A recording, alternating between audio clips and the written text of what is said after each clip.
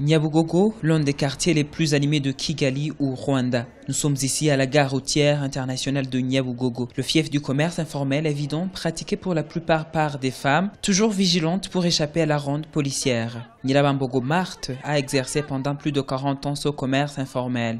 Cette femme de 64 ans a bénéficié avec d'autres femmes d'un point de vente fixe grâce au gouvernement rwandais. Les conditions n'ont jamais été faciles dans la rue. Je n'avais pas les moyens de payer une place fixe quelque part dans un marché. Je parvenais difficilement à subvenir aux besoins de ma famille. Maintenant, ça va un peu mieux. Selon un rapport de l'Organisation des Nations Unies pour l'alimentation et l'agriculture publié en mai 2017 à Kigali, le commerce informel dans les pays de la communauté de développement d'Afrique australe occasionne une perte annuelle estimée à 17,6 milliards de dollars américains.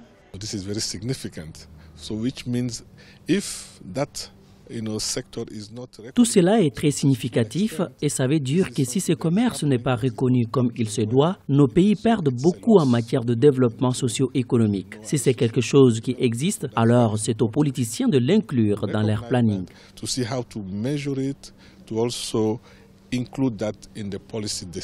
La révision des taxes et les procédures administratives aux frontières et la formation des commerçants sont entre autres des recommandations de ce rapport aux gouvernements africains pour pouvoir avancer dans la formalisation du commerce informel transfrontalier. Selon ce rapport, l'Afrique perd 42% de son produit intérieur brut chaque année dans le commerce informel transfrontalier.